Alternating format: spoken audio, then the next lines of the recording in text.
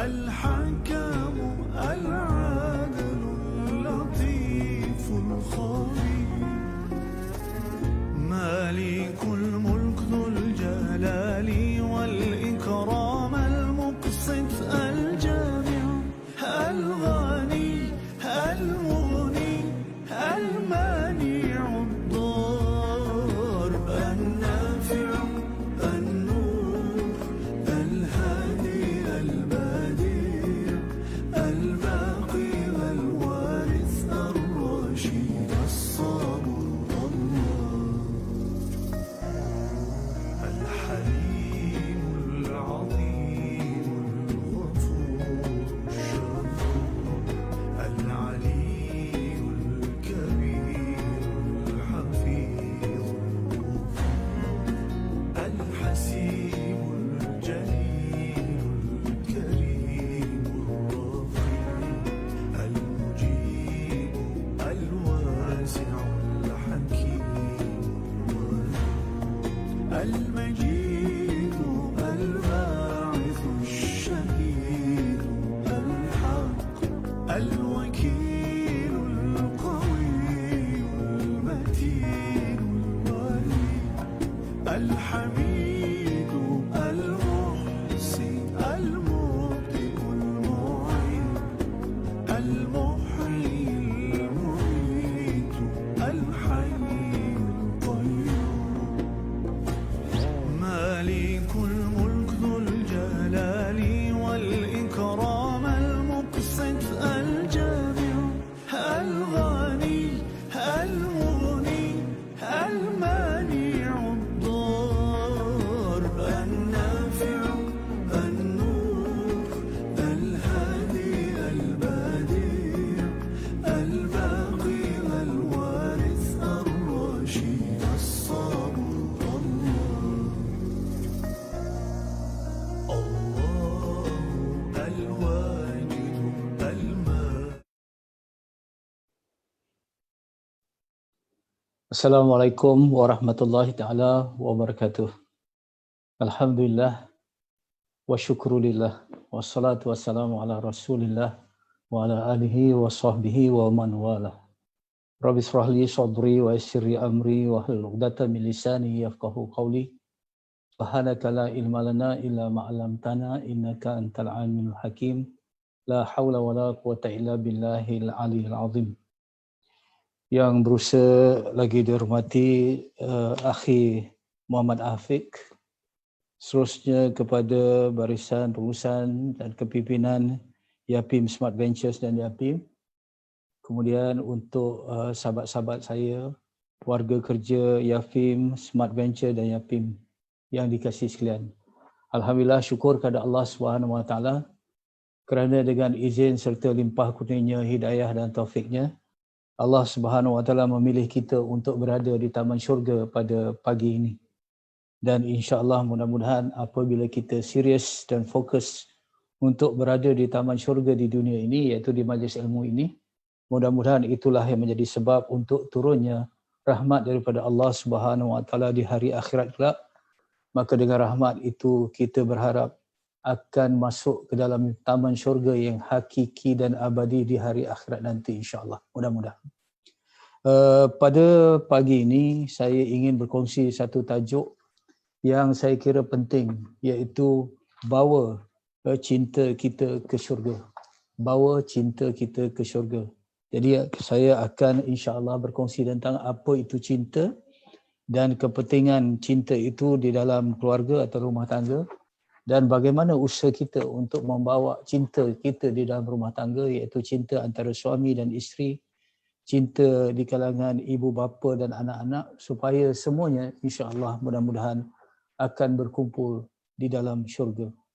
Terlebih dahulu saya ingin menegaskan bahawa saya bukanlah orang yang sudah boleh dijadikan teladan ataupun orang yang layak untuk bercakap soal ini, tetapi insya-Allah sama-samalah kita bermujahadah, berjuang sungguh-sungguh untuk cinta yang lahir di syurga, iaitu cinta yang awal sekali di kalangan manusia ialah cinta antara datuk kita Nabi Adam AS dengan nenda kita Siti Hawa AS di dalam syurga. Jadi rupanya cinta ini lahir di tempat yang paling baik, itu di dalam syurga. Dan cinta ini adalah legacy ataupun warisan daripada orang yang baik-baik, daripada Nabi Adam. Dan juga insya-Allah mudah-mudahan cinta yang terdampar di dunia ini dengan ujian dan pelbagai tribulasi akan dapat kita bawa kembali ke tempat asalnya, itu ke dalam syurga. Kadang-kadang apabila saya bercakap tentang cinta, sama ada dalam organisasi ataupun dalam IPT, orang mengatakan bahawa cinta ini adalah subjek orang muda. Dan cinta ini satu subjek yang tidak penting kerana masa remaja kita sudah berlalu. Tetapi sebenarnya itu satu tanggapan yang meleset ataupun yang tidak benar. Peri pentingnya tentang cinta ini sehingga disebut oleh Allah Subhanahu Wa Taala di dalam Al-Quran lebih daripada 83 kali. Kalimah hub ataupun mahabbah disebut di dalam Al-Quran lebih daripada 83 kali. Sekiranya disebut sekali saja, itu telah menunjukkan betapa pentingnya perkara itu.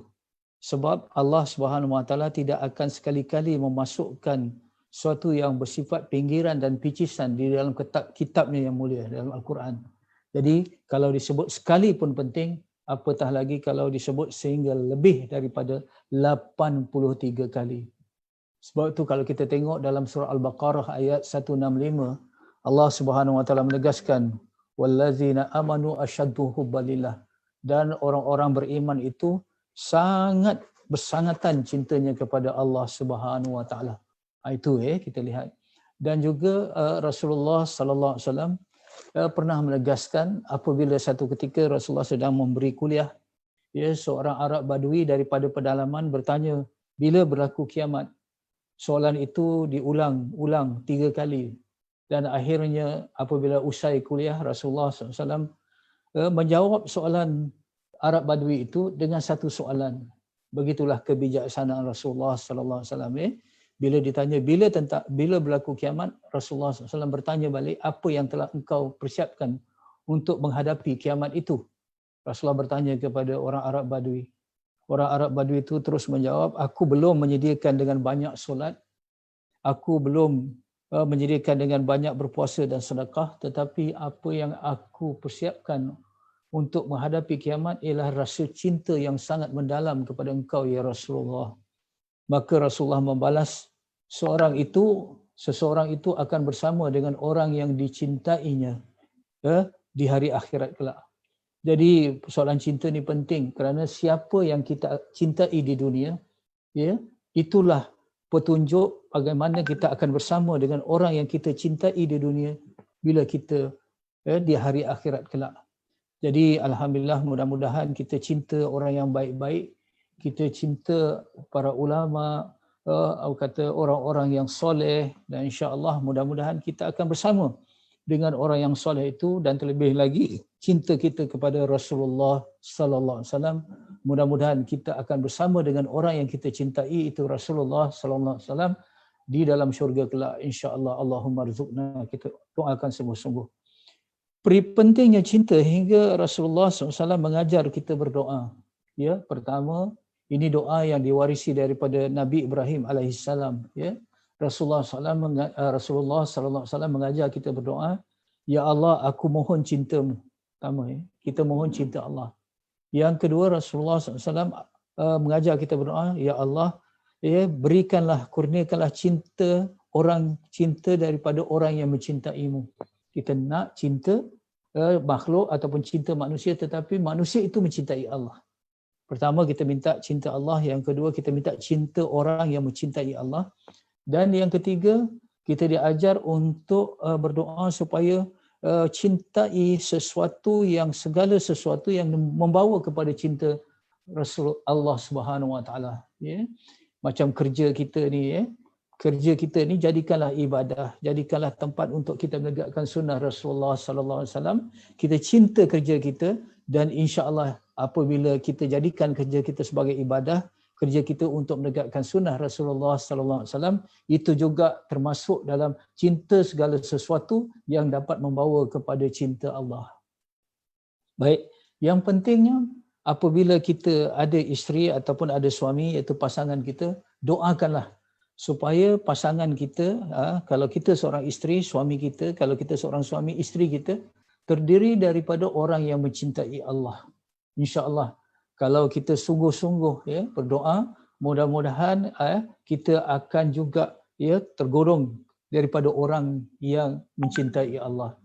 Kerana ada hukama berpesan, hukama ni orang-orang yang bijaksana lah, mereka katakan begini ya, hendaklah kamu bersama dengan Allah, tetapi sekiranya kamu tidak bersama dengan Allah, maka kamu hendaklah bersama dengan orang-orang yang bersama dengan Allah. Ini penting. Baik, itu tentang cinta sedikit ya. Yang kedua, kita tengok ya, kepentingan keluarga ni. Kepentingan keluarga. Keluarga ni sangat penting.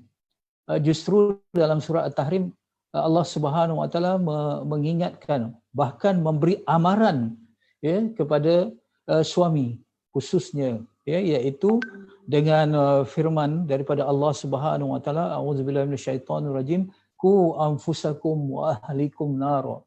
Selamatkanlah dirimu, iaitu sebagai pemimpin, ini ditujukan pada suami ya. Selamatkan dirimu dan keluargamu daripada api neraka. Subhanallah, sangat sukar seorang ayah ataupun seorang suami untuk masuk ke dalam syurga, terhindar daripada neraka. Kenapa? Ya, di padang mahsyar kelak, ya, seorang suami ataupun seorang ayah, mula-mula dia akan ditanya tentang personalnya, ya, dirinya, iaitu bagaimana ibadahnya, bagaimana ketaatannya kepada Allah, bagaimana tentang dosa-dosanya dan sebagainya. Itu satu. Selepas ditanya tentang dirinya, datang isteri diletakkan di hadapannya, datang anak-anak diletak di hadapannya. Juga seorang pemimpin yang dikatakan seorang lelaki itu ar-rijal qawwamuna 'alan nisa, akan ditanya tentang bagaimana dia memimpin isterinya, bagaimana dia memimpin anak-anaknya. Jadi seorang suami ya, dibandingkan dengan seorang isteri, lebih sukar seorang suami itu nak selamatkan dirinya daripada api neraka berbanding seorang isteri.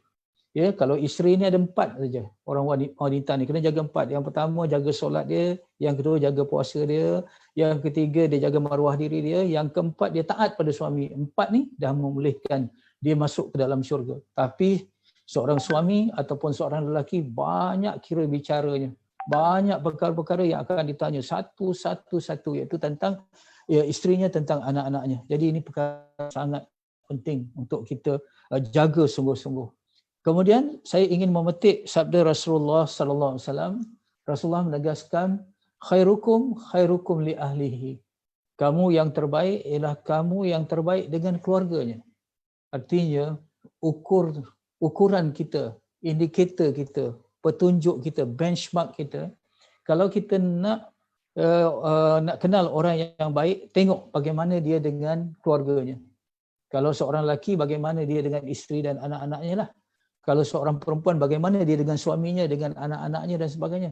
Kalau dia baik dalam keluarga, insya-Allah dia akan baik dalam organisasi. Dia akan baik dalam masyarakat, dia akan baik di dalam komunitinya, ya. Tetapi kalau dia baik dalam organisasi, dia baik di dalam komunitinya ataupun dalam organisasi dia baik, ya, belum tentu dia baik sebenar-benarnya. Belum tentu orang kata genuine, belum tentu dia baik yang sejati. Kerana kalau dia baik di dalam keluarganya, barulah itu dikira satu petunjuk dia baik di tempat-tempat yang lain. Kenapa agak-agak? Kerana di dalam rumah tangga kita menjadi orang yang sebenar. True colours, warna kita yang sebenar akan lahir, akan terzahir di dalam rumah tangga. Waktu itu kita tidak lagi bermuka-muka, tidak lagi boleh berpura-pura, dan waktu itu akan terserlah warna kita sebenar. Kita ni pemalas ke, kita ni pemarah ke, siapa yang lebih tahu? Isteri kita lah. Sebab itu perjuangan kita sungguh-sungguh ya.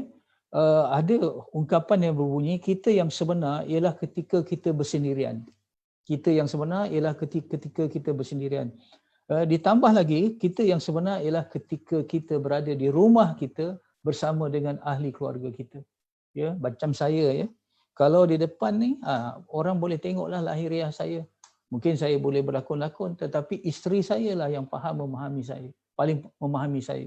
Jadi, kalau isteri kita kata kita betul orang yang baik, insya-Allah betul-betul kita orang yang baik. Tetapi kalau isteri kita menafikan kita orang yang baik, kena berhati-hati.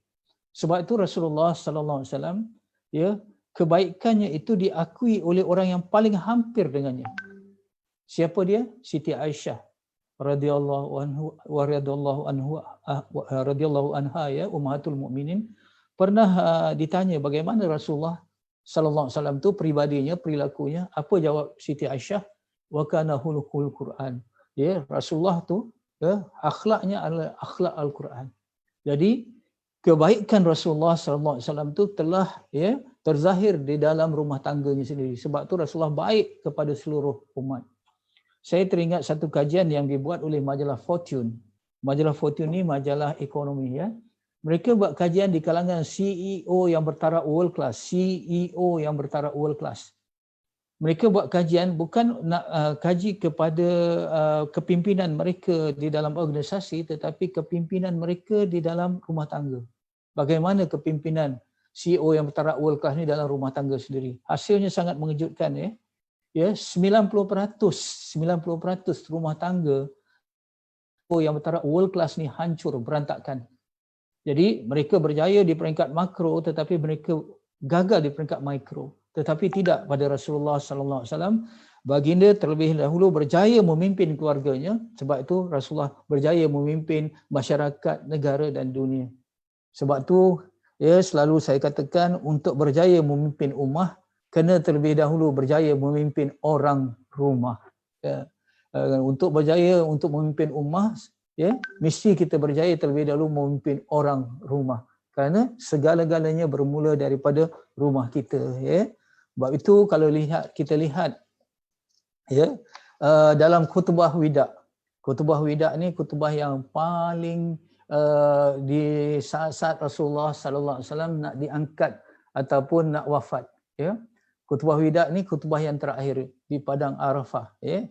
Maka waktu itu Rasulullah SAW ketika Islam sudah sampai ke kemuncak, ekonomi dah, Islam dah ada tapak yang kukuh, ya, empire Islam sudah kelihatan bunga-bunganya, ya, dan ajaran Islam sudah syumul. Jadi Rasulullah nak pergi dah, ya. Rasulullah nak wafat dah, ya. Rasulullah memberi peringatan yang terakhir, ya. Anehnya peringatan yang terakhir di dalam khutbah wida ini syarat dengan persoalan rumah tangga. Cuba kita dengar, ya, sedikit, ya, petikkan tentang rumah tangga ini dalam khutbah wida ini, ya. Wahai manusia, sebagaimana kamu punya hak ke atas isterimu, mereka juga punya hak ke atas kamu. Ini Rasulullah tujukan pada lelaki ataupun pada suami lah, ya. Sekiranya mereka menyempurnakan hak mereka ke atas kamu, maka mereka juga berhak diberi makan dan minum dalam suasana kasih sayang. Layanilah wanita-wanita kamu dengan baik dan berlemah lembut terhadap mereka, kerana sesungguhnya mereka adalah teman dan pembantu kamu yang setia. Dan hak kamu atas mereka, jadi ini Rasulullah mengingatkan isteri pula. Dan hak kamu atas mereka ialah mereka sama sekali tidak boleh memasukkan orang yang tidak kamu sukai ke dalam rumah kamu. Jadi wanita jangan masukkan orang yang tidak disukai oleh suami di dalam rumah dan dilarang melakukan zina. Saya ingin pergi sepintas lalu, ya, tentang pengajaran ataupun ibrah yang kita boleh dapat daripada khutbah ini. Yang pertama, Rasulullah sallallahu alaihi wasallam mengingatkan para suami dan para isteri bukan untuk menuntut hak, tetapi yang diingatkan oleh Rasulullah ialah untuk menyempurnakan hak. Menyempurnakan hak ni fokus kepada peranan kita. Menuntut hak ni biasalah, ya. Jadi Rasulullah mengingatkan suami hendaklah menyempurnakan hak ataupun berperanan ataupun bertanggungjawab terhadap dua perkara, makan, minum. Ini nafkah lahir, ya, makan sekurang-kurangnya 2 kali kenyang sehari, ya, dan pakaian luar, pakaian dalam, sekurang-kurangnya 2 helai dalam setahun. Dan bukan saja bagi makan, bagi pakaian, tetapi dalam suasana kasih sayang. Bukan saja kita memberi keperluan material dan fizikal, tetapi yang penting ialah kita mewujudkan suasana kasih sayang, ya, dalam kita memberi hak itu. Jadi ini penting, ya. Kemudian kita kena layani isteri kita dengan baik dan berlemah lembut. Ya, wanita umpama tulang rusuk yang bengkok, kerana dia memang asal daripada tulang rusuk, apa yang kita boleh belajar, kita tidak boleh sangat berkeras. Kalau kita berkeras, insya-Allah dia akan patah. Ya. Tetapi kita perlu bertegas. Kita tegas. Kalau kita tak tegas, kita begitu saja, maka dia akan terus bengkok. Jadi lemah lembut, tetapi bukan berarti lemah. Ya. Tegas, tetapi bukan berarti keras. Jadi inilah kita berdepan dengan wanita yang sifatnya fragile ataupun kuat perasaan. Dan Rasulullah ingatkan bahawa di dalam rumah tangga hubungan tu mesti sampai ke tahap teman, pembantu yang kamu yang setia. Jadi rupa-rupanya isteri kita, suami kita mesti sampai ke tahap ya menjadi sahabat kepada kita. Ada orang mengatakan bahawa isteri tetap isteri bukan sahabat, tetapi Rasulullah sallallahu alaihi wasallam mengingatkan bahawa ya, isteri adalah sahabat. Ya, kalau kita dengan sahabat kita boleh bercerita ya soal yang positif ataupun yang negatif, soal yang bukan saja yang manis tetapi yang pahit, begitulah dengan isteri kita. Ya, sampai ke tahap itu. Sebab itu Rasulullah sallallahu alaihi wasallam walaupun Sayyidina Abu Bakar itu adalah bapa mertua Rasulullah, walaupun Sayyidina Umar itu bapa mertua Rasulullah sallallahu alaihi wasallam, tetapi Rasulullah tetap, kalau kita kenal hubungan antara Rasulullah dan Sayyidina Abu Bakar dan Sayyidina Umar lebih dikenali sebagai seorang sahabat, bukan antara anak dengan mertua. Begitu juga Rasulullah sallallahu alaihi wasallam punya menantu, iaitu Sayyidina Utsman, Sayyidina Affan bin Affan radhiyallahu anhu, dan juga Sayyidina Ali karamallahu wajhah. Tetapi kita lebih mengenali Sayyidina Utsman dan Sayyidina Ali sebagai sahabat Rasulullah berbanding sebagai seorang menantu Rasulullah. Jadi mudah-mudahan mulai sekarang, pertama kita betul-betul berazam untuk melahirkan suasana kasih sayang di dalam rumah tangga kita dengan menjadikan isteri kita sebagai pembantu setia kita dan sahabat setia kita itu satu. Kemudian kepada perempuan pula, kepada isteri ataupun kepada ibu, yang paling kita kena jaga jangan membawa orang yang tidak kamu sukai dalam rumah kamu. Orang yang di luar rumah ini ialah selain daripada orang yang duduk di rumah dengan kita, iaitu anak-anak kita yang jadi walaupun ipar dua kita sekalipun, kalau nak masuk dalam rumah tangga kita ataupun nak masuk ke rumah kita, kena minta izin daripada suami, ataupun perkara orang-orang yang lain, lebih-lebih lagi orang yang tidak disukai oleh suami. Saya tak menyuruh suami ni benci, tetapi ada orang-orang tertentu kita tidak bermusuh. Kita tidaklah berseteru, tetapi kita macam tak ngam dengan dia. Jadi ini lebih-lebih lagi, jangan dibawa masuk. Tetapi di akhir zaman ini kena jaga sungguh-sungguh iaitu kadang-kadang melalui alam maya ni, melalui internet ni, ICT ni, ataupun industri 4.0 IoT, Internet of Things ni, ada alat-alat perhubungan seperti WhatsApp, Facebook, Twitter, Messenger dan sebagainya. Kadang-kadang minta maaf kita lelaki yang bukan muhram, iaitu lelaki-lelaki selain daripada suami kita, atas perkara-perkara yang bukan harus. Kalau soal perubatan, kesakitan, soal nak beli barang dan sebagainya, itu kena jaga-jaga juga. Tetapi kadang-kadang perbualan rakan alumni kita, rakan satu hobi dan sebagainya, lelaki, kadang-kadang ini membuka kepada pintu fitnah. Kerana di dalam WhatsApp ataupun di dalam Twitter ataupun itu yang dikatakan kalau kita tak jaga menjadi khalwat di alam maya. Khalwat. Waktu itu kadang-kadang kalau kita tak jaga sungguh-sungguh hati kita, maka berlaku perbualan-perbualan yang mengundang kepada keintiman. Sama ada disengajakan ataupun tidak sengaja. Saya kata dengan rakan alumni kita dulu, mungkin ada waktu tu masa di sekolah rendah, sekolah menengah, ada cinta monyet dan sebagainya, ataupun memang betul-betul cinta tapi tak kahwin dengan dia. Cuma bila bincang-bincang tu, kemesraan tu berputik kembali. Jadi ini yang kita kena jaga. Sebab itu jaga, jangan bawa orang lain, lelaki lain ya ke dalam rumah tangga kita, sama ada secara nyata ataupun secara alam maya. Dan dilarang untuk melakukan zina. Zina ini satu kemuncak, tetapi ada perbuatan-perbuatan yang dikatakan mendekati zina pun kita kena jaga, ataupun mukadimah zina. Ya, kalau kita berbual tu suara kita kadang-kadang mengundang perkara, ya. Orang lelaki yang ada rosak hati dia, kadang-kadang kalau kita bercakap dengan lemah lembut, dengan mesra, bertanya khabar, dah makan, dah minum, ini mengundang zina mata. Walaupun tak ada, kalau ada berdepan macam ni, ada zina mata juga terlagi, ataupun ada yang dikata zina hati, iaitu harapan dan hasrat yang di dalam hati saja kita tahu. Jadi kita kena jaga. Jangan ada lelaki yang lebih besar daripada suami kita dalam hati kita. Sekali lagi, jangan ada lelaki yang kita lebih besarkan, lebih hormati selain daripada suami kita di dalam hati kita. Ya, ini jaga. Jadi itu. Kemudian dalam sesi ini juga, kalau kita tengok dalam khutbah wida ini, Rasulullah SAW menegaskan bahawa kita kena fokus kepada peranan. Ya, jangan kepada menuntut hak. Jadi suami, tolong jalankan peranan supaya hak isteri dipenuhi. Okay. Begitu juga isteri, jangan fokus untuk tuntut hak, tetapi jalankan peranan. InsyaAllah hak suami akan dipenuhi.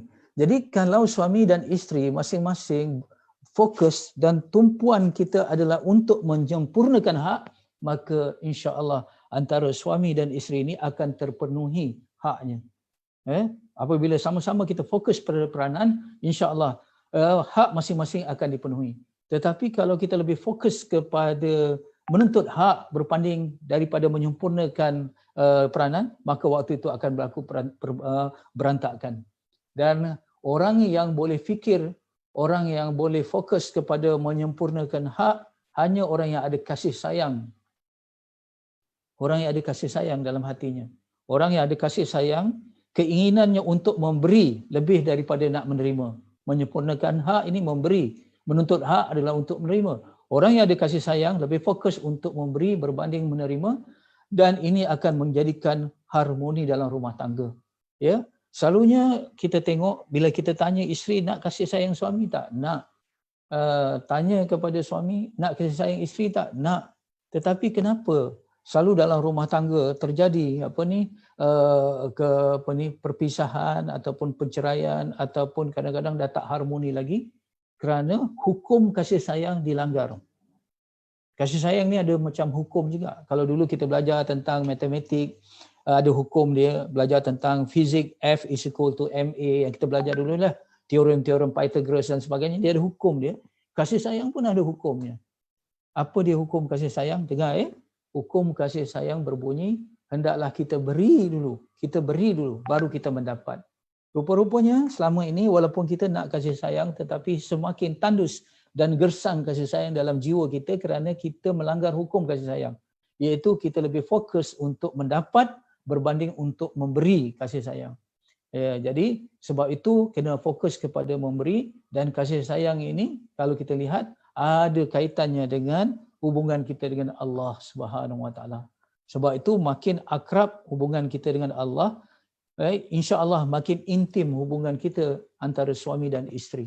Jadi sebab itu digambarkan macam ada 1-3 segi. Saya tak dapat lakarkan, cuma saya dapat bayangkan ada 3 segi begini. Yang kemuncak 3 segi itu di atas macam piramid itu ialah Allah Subhanahu Wa Taala. Kemudian sisi kiri adalah isteri, sisi kanan adalah suami. Jadi kalau suami mendekatkan diri kepada Allah dan isteri juga mendekat diri kepada Allah, hubungan tu akan jadi rapat. Tetapi sekiranya isteri renggang hatinya dengan Allah, maka dia bukan saja renggang hatinya dengan Allah, tetapi dia akan renggang hatinya sesama suami ataupun sesama isteri. Tengok di bawah makin naik makin dekat. Begitulah.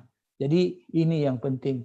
Sebab tu antara kata-kata orang alim yang dipesan kepada kita, kalau kamu dapati kenderaan kamu rosak dan isteri kamu meragam, dua benda kita tengok dululah, kalau dulu kuda lah, unta lah, sekarang kereta, motor. Selalu okey je, tapi hari ni meragam untuk apa ni, kita punya kereta, kita punya ni dah servis dah elok tapi meragam. Ya. Kemudian isteri kita balik rumah tak pasal-pasal masam, ya, kemudian mulalah kata-kata yang kadang-kadang menggurus hati kita. Kata alim ulama, hendaklah kita cek hubungan kita dengan Allah. Kerana kata ulama, ya, kata ulama-ulama ini ialah, ya, apabila kamu renggang dengan Allah, maka kenderaanmu dan juga isterimu akan meragam. Jadi mudah-mudahan seorang suami khususnya dan isteri juga kita tengok hubungan dengan Allah, supaya apabila kita akrab dengan Allah, kita cinta yang satu akan mudah menyatukan antara kita. Selalu saya katakan metafora ni tak jemu-jemu saya ulang, ya. Untuk menyatukan antara batu dengan batu kita gunakan simen, untuk menyatukan kayu dengan kayu kita gunakan paku, untuk menyatukan hati isteri dan hati suami perlu ada akidah ataupun iman yang menyatukannya. Baik. Sekarang kita tengok begitu pentingnya dalam rumah tangga, kita tengok di dalam, subhanallah, saya tengok, ya, masalah rumah tangga kita. Okay. Secara umumnya kalau kita tengok pada 2000, saya ingat 2011, ya, kadar penceraian waktu itu 15 minit satu penceraian di kalangan umat Islam. Kemudian 2017 kadar penceraian itu meningkat. Jabatan Kehakiman Syariah waktu itu daripada dalam tempoh hampir setahun, penceraian meningkat sampai 11 minit. Dari dulu 15 minit, kemudian 11 minit berlaku penceraian. Begitu juga dalam tempoh PKB ataupun PKPB ini, ya, subhanallah, kadar penceraian meningkat dan kadar keganasan rumah tangga pun meningkat. Ini satu wake up call, ya. Wake up call artinya suatu yang perlu kita serius fokus fikirkan. Kenapa berlaku begini? Sepatutnya tempoh kuarantin yang terjadi sekarang ni adalah waktu yang paling berharga untuk kita mendekatkan semula antara suami dan isteri. Ya, dulu kita sibuk keluar sebelum subuh, balik selepas senja, tetapi sekarang kita bekerja di rumah, isteri depan mata dan sebagainya. Tetapi kenapa makin bergaduh? Ya, sedangkan saya ingat ungkapan yang selalu saya tulis, kalau cinta kita kerana Allah, bertemu tidak jemu, berpisah tidak gelisah. Ya, kalau cinta kita kerana Allah, bertemu tak jemu, artinya kita rapat dengan ada saja hari-hari ada perkara yang menceriakan kita. Ya, ada perkara-perkara yang kita akan lebih mesra yang kita bincangkan dalam rumah tangga. Tetapi terjadi pisah jauh sikit, berpisah tidak gelisah. Kita ada diikat oleh doa dan sebagainya. Baik, ini menunjukkan kita ada masalah dalam rumah tangga kita hari ini. Ya, kita kena akui kita ada masalah. Kalau kita ada deny syndrome ataupun sindrom penafian, sampai bila kita tak dapat selesaikan masalah? Sampai bila kita tidak boleh berubah? Sebab itu syarat untuk kita berubah, first thing first, perkara pertama dan utama, kena betul-betul akui kita ada masalah, dan bila kita akui kita ada masalah, barulah kita boleh berusaha untuk berubah. Ini penting, ya. Subhanallah, kalau kita tengok, ya, masuk syurga bersama dalam keluarga. Ini kita tengok, ya. Kita ada setengah jam lebih kurang, ya.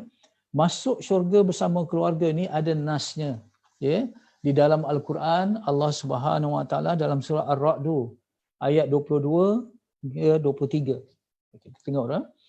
Iaitu saya baca saja mafhumnya ataupun artinya, terjemahannya. Iaitu syurga Aden yang mereka masuk ke dalamnya bersama dengan orang-orang soleh daripada ibu bapa-bapa mereka, isteri-isterinya dan anak cucunya, sedang malaikat masuk ke tempat-tempat mereka daripada semua pintu. Ya, alangkah indahnya, ya, kalau kita dapat, ya, bersama masuk ke dalam syurga. Bukan kita seorang saja, tetapi isteri kita ada, anak-anak kita ada, bapa dan ibu kita masuk dalam syurga. Pertemuan yang indah, reunion yang paling indah ialah reunion ketika kita berada di dalam syurga bersama dengan keluarga kita. Ini paling, dan kita kena usaha untuk itu. Dan usaha untuk itu mesti diterajui oleh seorang lelaki sebagai pemimpin dan seorang wanita sebagai pengurus. Ingat, ya, suami adalah leader, isteri adalah manager. Macam mana antara leader dan manager dalam sebuah organisasi yang paling nuklear sekali iaitu dalam keluarga untuk membawa semua anak-anak ke dalam syurga. Tetapi kata huraian daripada ulama, kalaulah ada di antara ahli keluarga kita yang na'udzubillah lah, tetapi kita kena sebut perkara ini juga. Kalaulah ada di kalangan ahli keluarga kita yang tercicir, yang tak masuk ke syurga, adalah anak kita atau kita sendiri yang apakah isteri kita yang di dalam syurga ataupun anak-anak yang lain di dalam syurga sangat bersedih hati kerana ada keluarga yang tercicir tak masuk dalam syurga? Tidak. Ya, jangan kita bayangkan perasaan kita di dalam syurga dengan perasaan kita di dalam dunia ini. Tidak. Sebab di dalam syurga itu la khaufun alaihim walahum yahzanun. Dia tidak ada rasa takut sekali, tidak ada rasa takut pun, dan tidak ada rasa duka cita, sedih tidak ada. Semuanya orang bergembira di dalam syurga kelak. Ya. Okey. Sekarang saya nak lihat pentingnya baiti jannati. Baiti jannati ini ialah apa dikatakan rumahku syurgaku. Ya. Sebelum itu saya ingin memetik kata-kata orang yang dekat dengan Allah. Orang yang arif billah, orang yang dekat dengan Allah, mereka mengatakan begini, di dunia ini ada syurga. Di dunia ini ada syurga. Ya. Dan syurga ini dinamakan al-jannatul ajilah. Di dunia ini ada syurga ini al-jannatul ajilah. Al-jannatul ajilah ni apa? Syurga yang disegerakan. Bila ditanya kan syurga yang disegerakan, mereka menjawab syurga yang disegerakan itu ialah qalbun salim. Qalbun salim artinya hati yang sejahtera. Ini syurga di dunia. Hati yang sejahtera, hati yang tidak ada kesedihan, tidak ada ketakutan, hati yang ada tauhid yang kuat, yang mantap, hati yang ada sifat-sifat mahmudah, ada sabar, ada redha, ada syukur, ada pemurah, hati yang terhindar daripada sifat-sifat mazmumah, tak ada pemarah, boleh kawal marah, boleh kawal kedekut, boleh kawal hasad dengki, boleh kawal pengecut dan sebagainya. Ya, itulah qalbun salim. Jadi di situ saja mereka meneruskan. Dengarlah, ini penting ya. Siapa yang tidak mendapat qalbun salim, iaitu syurga yang disegerakan di dunia, mereka juga akan sukar untuk mendapat al-jannatul abadiyah, syurga yang abadi, yang hakiki di hari akhirat kelak. Jadi kalau nak tahu orang tu dapat masuk ke dalam syurga atau tidak, tengok dia qalbun salim di dunia ini, hati dia sejahtera, hati dia itu sebelum penutup, iaitu sebelum ajal datang. Dia dah dapat memiliki hati itu. Ya, hati itulah yang nak bawa berjumpa dengan Allah, yang Allah akan nilai hati, yang mana hati itu apabila hati itu sejahtera, dia masuk ke dalam syurga. Ingat firman Allah, yauma la yanfa'un malun wala banun illa man atallaha biqalbin salim. Hari akhirat, hari yang mana tidak berguna harta benda dan anak pinak, kecuali orang yang membawa hati yang sejahtera. Jadi ini dalam bentuk peribadi. Kalau dalam bentuk keluarga, artinya setiap ahli keluarga itu isteri, kemudian suami, ibu, bapa dan anak-anak yang nak berkumpul di dalam syurga nanti, mestilah masing-masing memiliki yang dikata qalbun salim. Tadi secara individu, ni secara kelompok, iaitu dalam keluarga. Bila keluarga ini ada, semuanya ada qalbun salim, maka itu menyebabkan sebagai satu petunjuk bahawa keluarga itu ada baiti jannati. Semua. Suami qalbun salim, isteri ada qalbun salim, anak-anak ada hati yang sejahtera. Semuanya akan berkumpul insya-Allah di dalam syurga kelak. Jadi kalau qalbun salim pada individu, tetapi untuk keluarga yang untuk masuk ke dalam syurga mesti ada baiti jannati. Dan apakah tanda baiti jannati itu di dalam sebuah keluarga? Ini yang penting ya. Yang ini mesti ada 3 perkara, iaitu yang pertama sakinah, ketenangan, mawaddah, itu cinta, dan rahmah, belas kasihan. Mesti ada 3 ni. Jadi keluarga yang nak membina baiti jannati, dia mesti ada 3 ya, iaitu dia mesti ada sakinah, ketenangan, mawaddah, cinta dan kasih sayang, dan rahmah, belas ihsan ataupun kesihan belas. Jadi ini penting. bagaimana kita nak dapat, bagaimana kita nak dapat rumah tangga yang dikatakan baiti jannati ini, subhanallah, saya ceritakan perkara yang paling asas dahulu. Kemudian nanti saya akan pergi pada tips-tips kalau sempatlah. Pertama, keluarga itu mesti menjadikan ibadah sebagai tujuan. Ibadah sebagai tujuan. Yang kedua, mesti menjadikan syariat atau hukum Allah sebagai jalan ataupun peraturan dalam rumah tangga itu. Tadi tujuan, yang ini jalan, peraturan. Dan yang ketiga, barulah rumah tangga yang tujuannya ada, jalannya tadi ada, barulah membuahkan sakinah, mawaddah dan rahmah. Ini penting. Baik. Sebelum saya huraikan ibadah macam mana ataupun syariat itu macam mana secara sepintas lalu, ingin saya tegaskan bahawa Allah Subhanahu Wa Taala memilih istilah sakinah, yang maksudnya ketenangan di dalam rumah tangga. Kenapa Allah tidak pilih mutmainah? Mutmainah juga adalah ketenangan. Tetapi apabila Allah membezakan antara ketenangan yang dari sakinah, ketenangan yang datang daripada mutmainah, para ulama berbahas, ada perbahasannya di situ.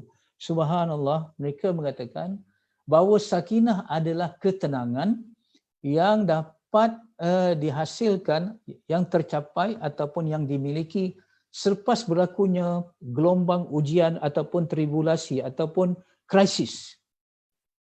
Bila dah berlaku krisis, dah ada gelombang ujian yang betul dahsyat, lepas tu tenang, lepas tu itu dikatakan sakinah. Sakinah adalah ketenangan selepas diuji. Tetapi yang dikatakan mutmainah iaitu ketenangan yang berkait dengan Allah.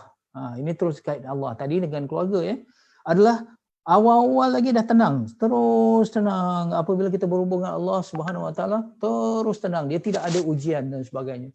Sebab itu kalau kita tengok rumah tangga yang sakinah, mesti melalui satu ujian yang getir dahulu, mesti ada krisis yang berlaku, storming ataupun ribut yang berlaku, dan selepas dia dapat keluar daripada ribut itu, daripada gelombang itu, baru tenang, dan ketenangan itu yang dinamakan sakinah. Tetapi sekiranya krisis itu tidak dapat ditengani, terus berlaku storming, terus berlaku ujian-ujian itu tak henti-henti, maka waktu itu ujian yang besar dalam rumah tangga.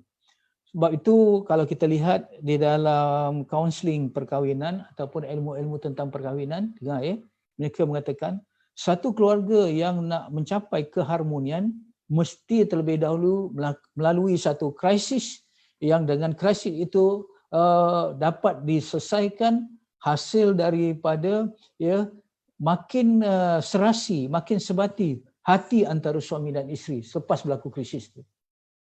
Jadi ini penting.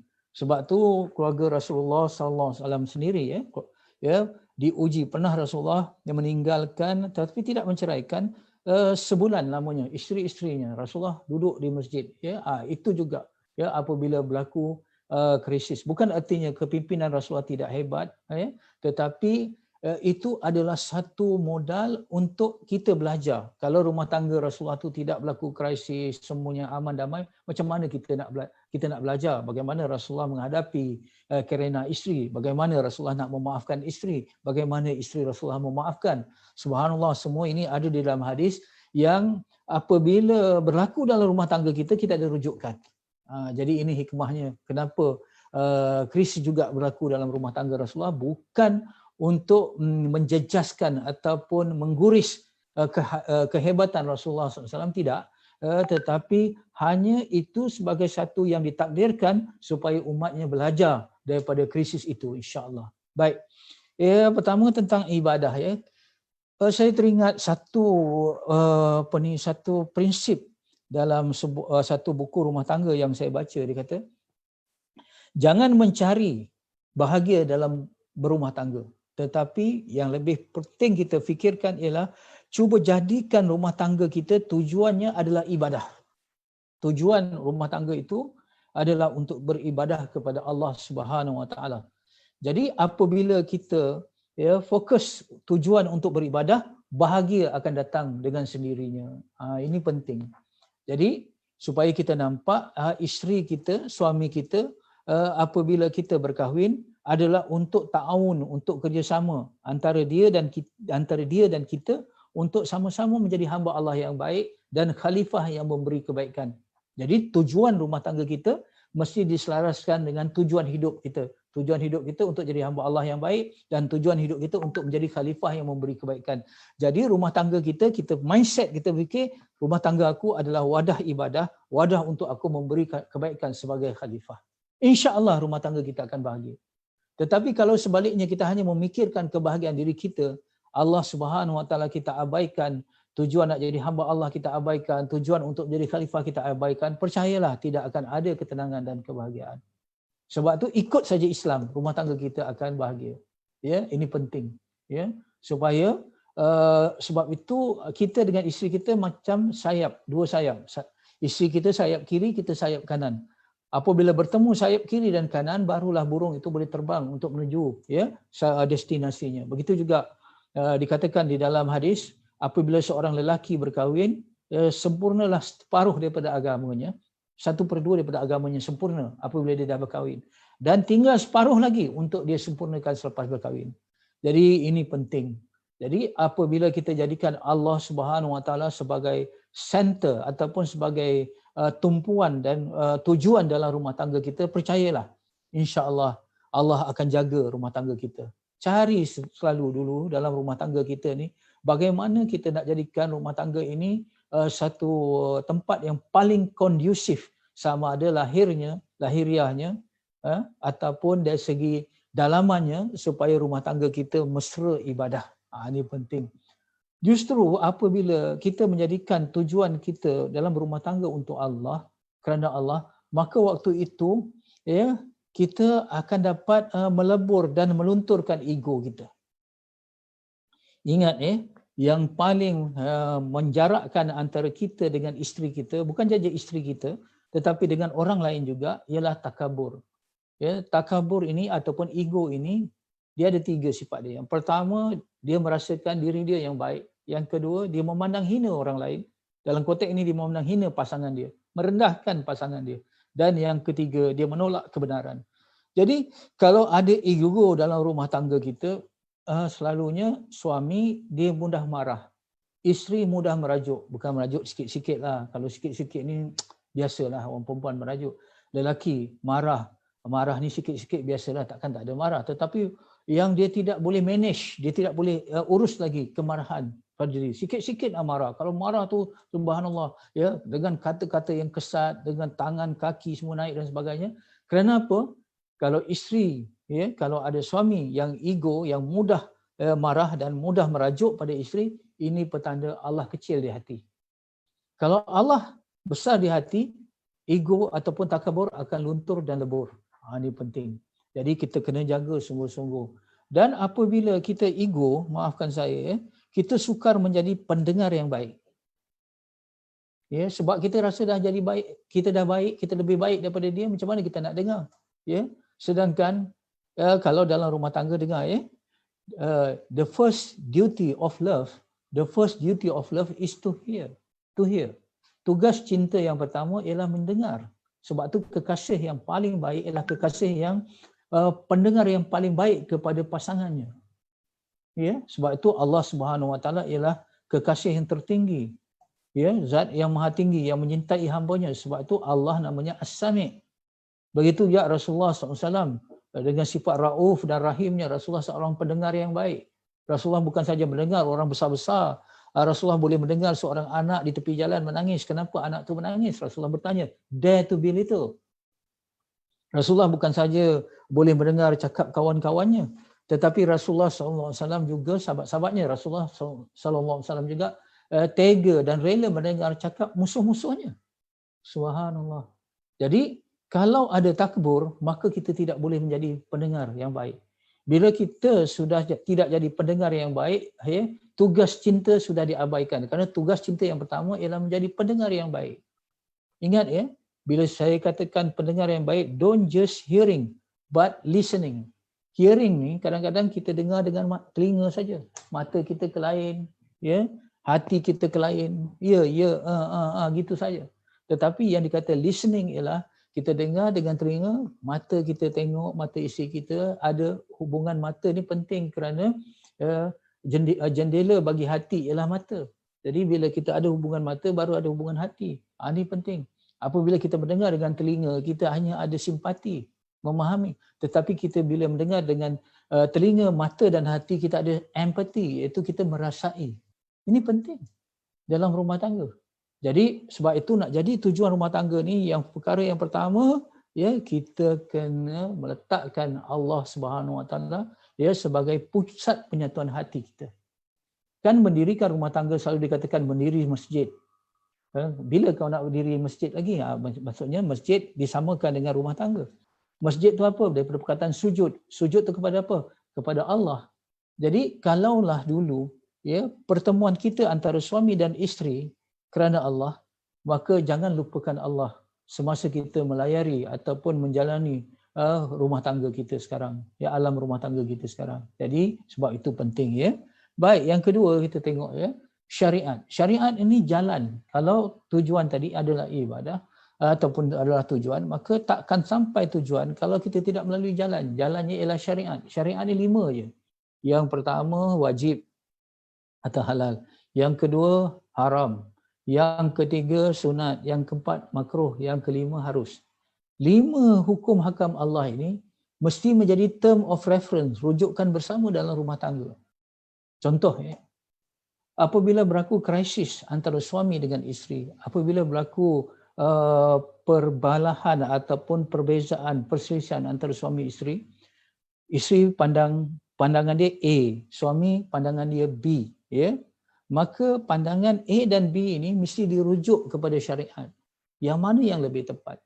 Kalau A iaitu pandangan suami yang lebih tepat, maka isteri kena taat kerana waktu itu taat kepada suami berarti taat kepada Allah.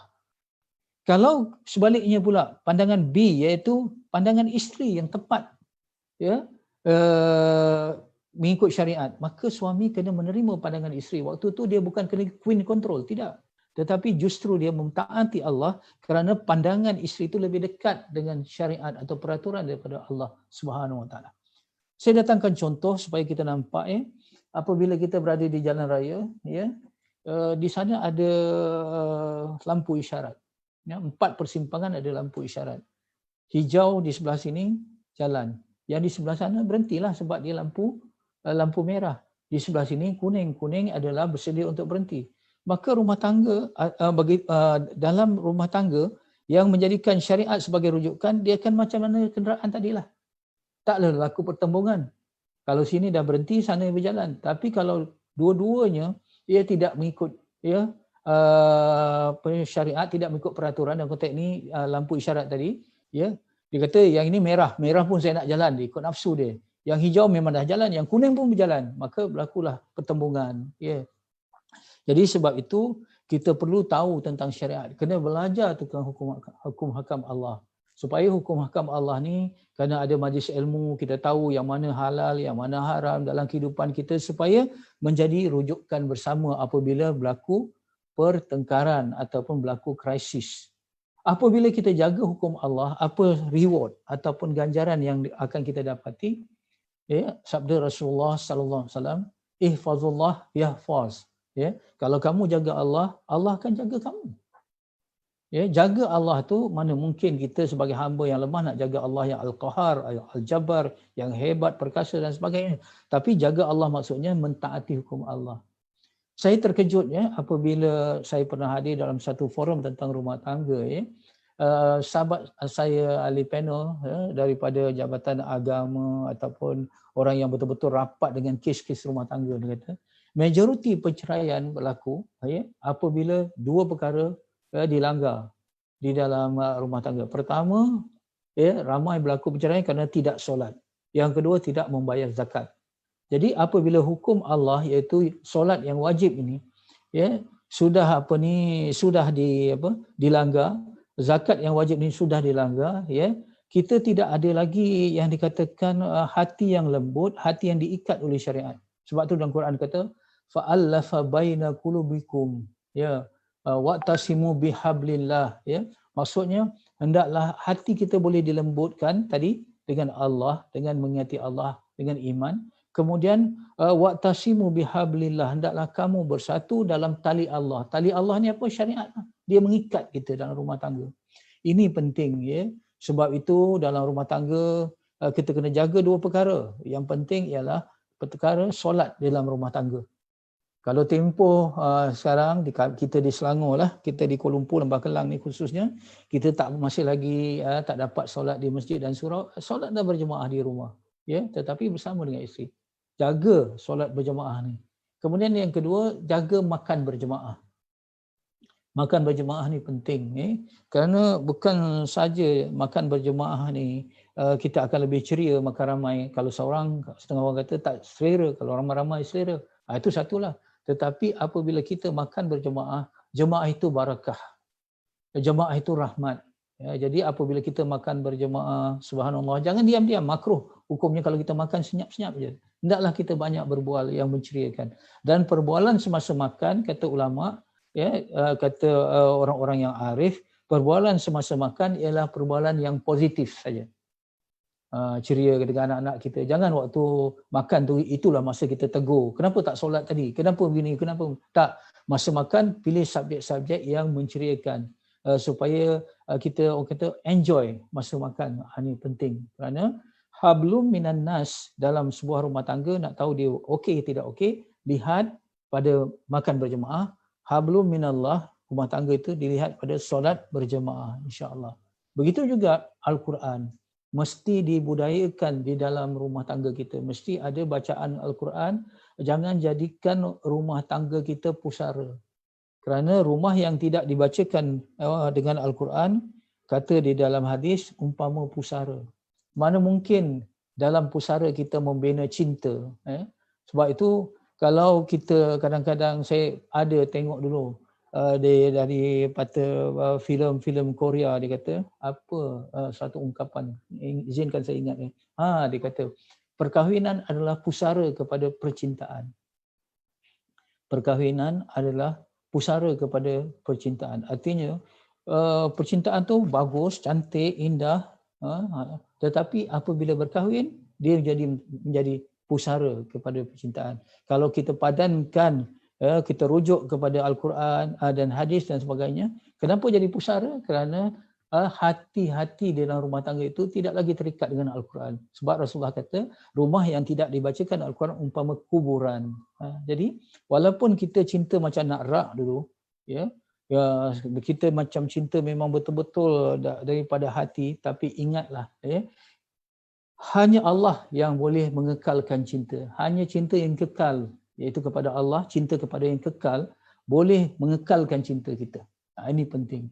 Sebab tu saudara-saudari yang dikasihi sekalian, marilah sama-sama kita azam sungguh-sungguh, ya, supaya dalam rumah tangga kita tadi, yang pertama tujuannya ibadah, dan yang kita atur soal makan minum, soal dalaman rumah kita, ya. Rumah kita, saya pernah menegaskan perkara ini berkali-kali, rumah kita cuba kita muhasabah. Rumah kita mesti sesuai ataupun kondusif untuk diziarahi oleh Rasulullah sallallahu alaihi wasallam bila-bila masa. Bukan artinya Rasulullah datang ke rumah tidak. Tidak. Kita laukana bainana, andainya Rasulullah bersama kita, dia nak datang ke rumah kita. Dia nak ziarah rumah kita. Subhanallah, rumah kita dah siap sedia dah. Seperti mana yang disukai oleh Rasulullah. Ada haruman-haruman di dalam rumah. Rumah itu ada tempat solatnya, bayangan sebuah madrasah, sebuah masjid, ada kitab-kitab Al-Quran, ada kitab-kitab hadis. Kita bangga untuk kita dengan Rasulullah SAW datang rumah kita, semua kondusif untuk ibadah. Tapi kiranya Rasulullah nak datang rumah kita, kena keluarkan itu gambar-gambar yang ni, majalah-majalah, minta maaf lah, yang saya ingat lah, majalah mangga, majalah masuk, nanti malu nanti, ya. Kemudian busuk, tak bersih dan sebagainya. Itu menunjukkan rumah tangga kita kadang-kadang bukan bayangan masjid, tapi rumah tangga kita kadang-kadang, minta maaf ya, bayangan home theater ataupun macam panggung wayang. Rumah kita kadang-kadang, minta maaf, ada kepala kerbau kat sini, ada kepala rusa, macam sebuah zoo. Kadang-kadang terlalu banyak bahan antik, dah terlalu over sangat, macam sebuah museum. rumah kita mesti bayangan sebuah madrasah. Aturlah rumah tangga kita berdasarkan syariat.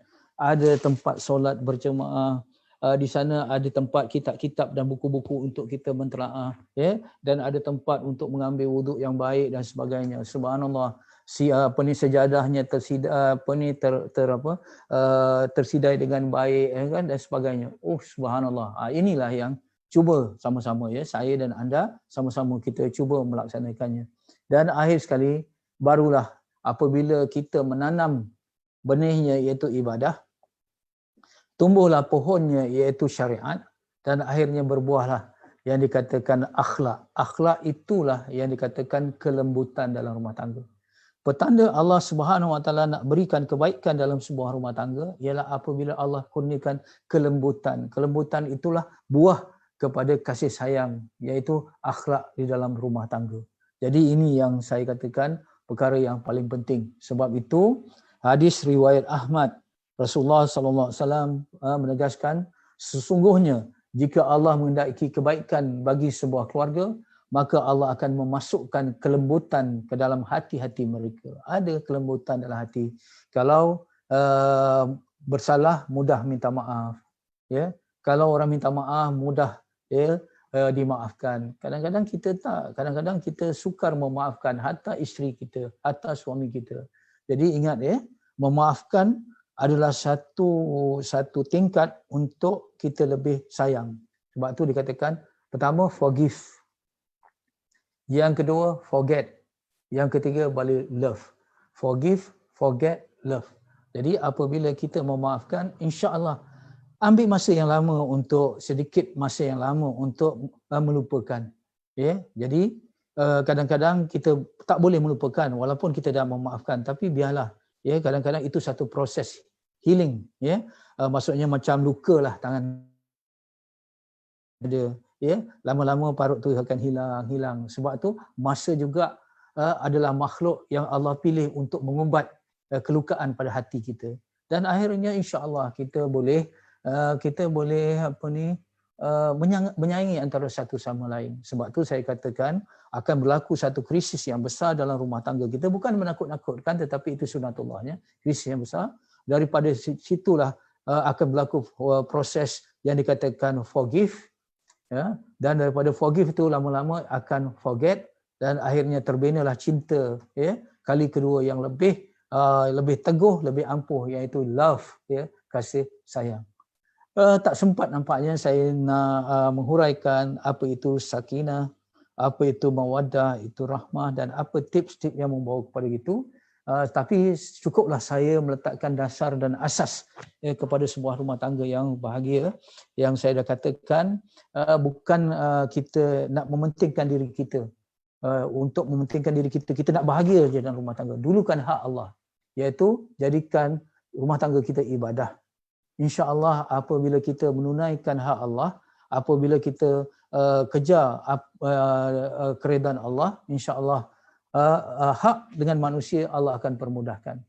Apabila kita selesaikan urusan dengan Allah, urusan kita dengan manusia, dengan isteri kita, dengan suami kita, dengan anak-anak kita akan mudah. Ya, apabila kita menjadikan rumah tangga kita, selesaikan urusan akhirat kita, insya-Allah urusan dunia kita Allah akan bantu. Saya rasa itu sajalah yang dapat saya bincangkan, kerana kita sudah pun 5 minit lewat daripada masa yang saya janjikan, kerana saya bermula lewat tadi. InsyaAllah saya ambil sedikit masa. Sekian, wabillahi wallahu a'lam. Sekiranya ada kebaikan, terimalah, itu datang daripada Allah. Pasti ada kekurangan dan kelemahan, itu daripada saya sendiri. Terima kasih, saya serahkan semula kepada Muhammad Afiq dan ucapkan terima kasih kepada pihak pengurusan Yapim Grand Ventures dan juga Yapim, insya-Allah. Assalamualaikum warahmatullahi taala wabarakatuh.